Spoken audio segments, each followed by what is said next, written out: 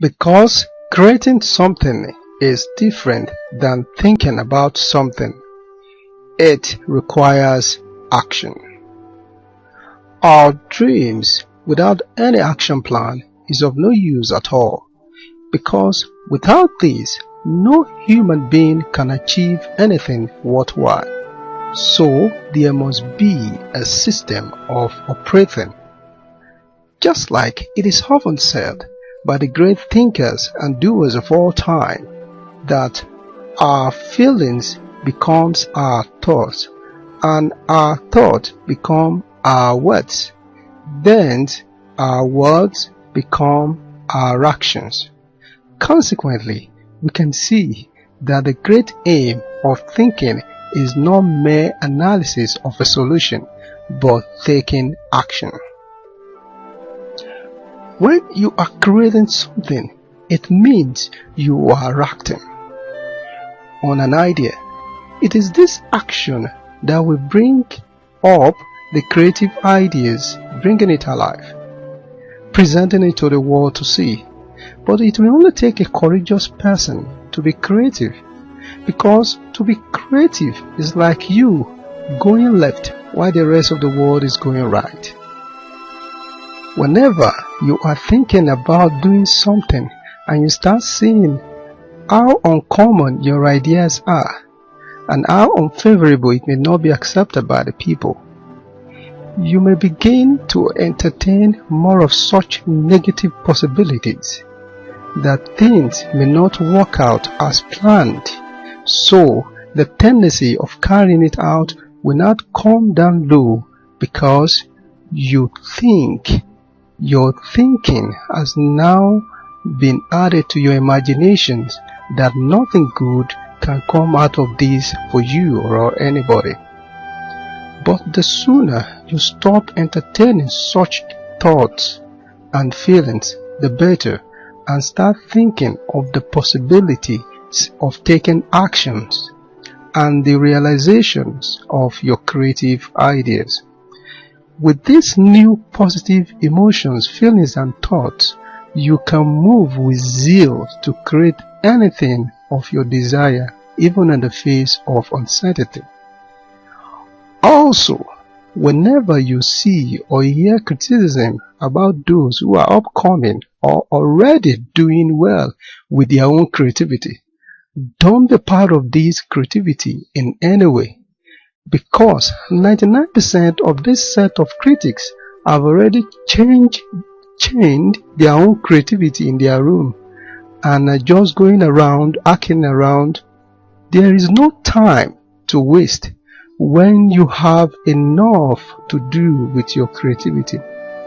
It has to be refined, it has to be fine-tuned, it has to be repeated over and over again, it has to be remolded, and more importantly, it is your gift to the world. These days, you do not need to know the particular owner of a TV or radio station before you can get your product or services out there. The internet has made everything easy for everybody.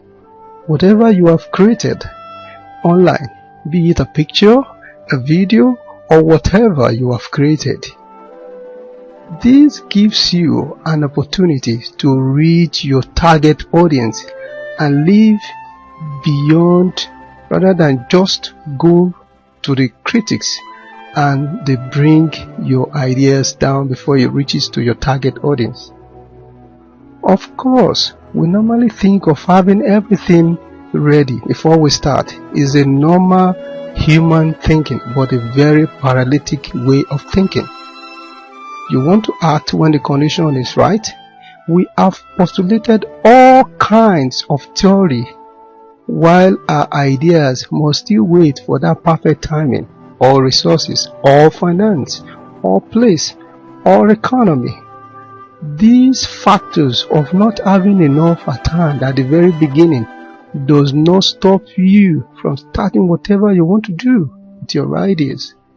The only true test of creativity is taking action on whatever it is that you are crazy about. First of all, break loose from the bond of inaction. Then you learn a lot about these your ideas or creativity. I have always learned a lot from taking action than just thinking without taking an action. Whenever you put your thoughts, your ideas on paper, always remember that your ideas are better off when they are put into action. Always take your ideas, no matter the scale that you want to start from. With just little courage, you can take this action.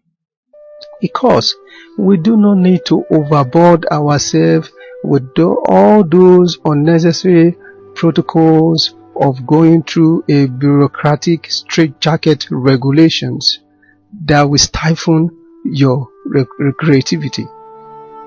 So, embrace yourself with enough action all the way, because your ideas will need lots of this to keep refining to a better one. Action, thinking, or thinking, action, whichever way you want to think about it.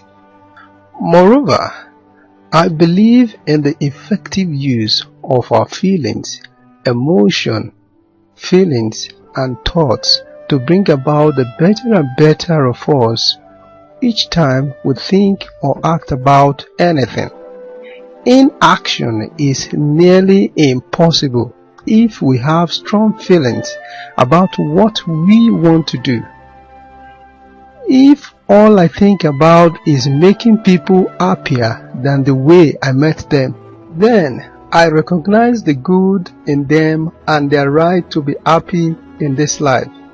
I feel much happier when I see more people that are smiling and talking with familiar or strangers they just met in a shop or office place or wherever. After all this life is meant to be a happy one. Our feelings is like a two-edged sword that has both the negative and the positive side. So many times we have allowed our negative feelings to decide and rule over our lives. In fact, we have all justifications that have made them right. Like what people normally said, I am angry with the leaders of this country. Look at how they've messed up all these and that resources. Or we might just silently accept the fact that there is nothing we can do about it. Then we live a life of quiet desperation. However, the positive use of these are inborn gift of emotion, thoughts, and feelings is always the best because it produces good results.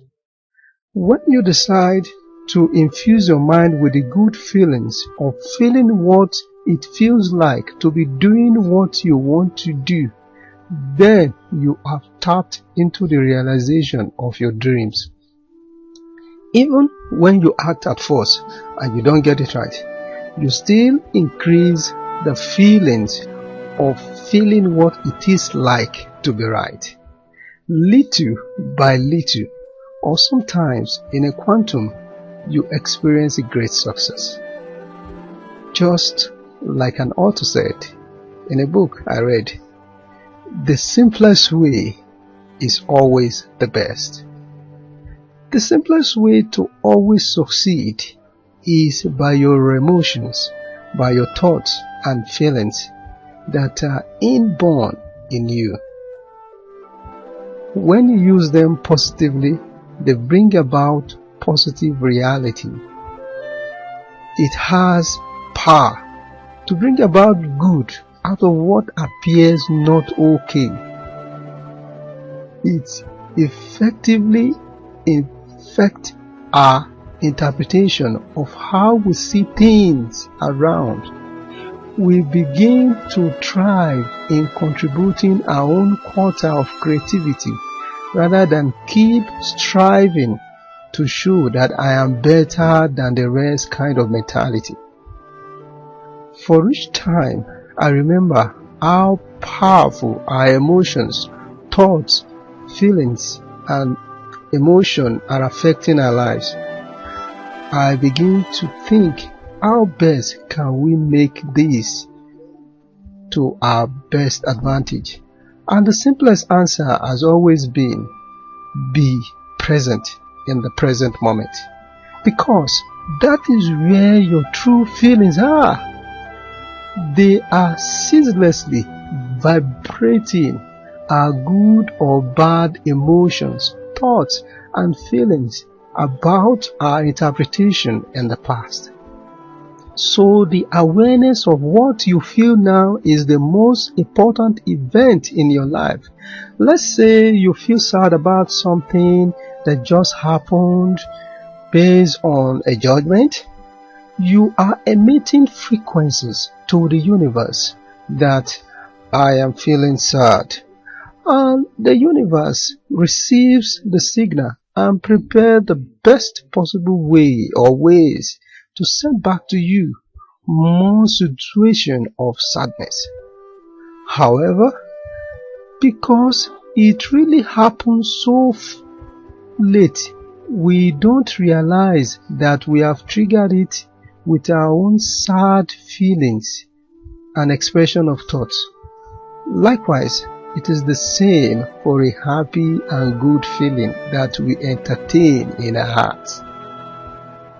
I can feel it right now that you start feeling good about your own life, about your own passion, about your own relationship, about yourself, about your environment, about your creativity, and about everything good in life. Live more vibrantly, live more openly, live more feeling good.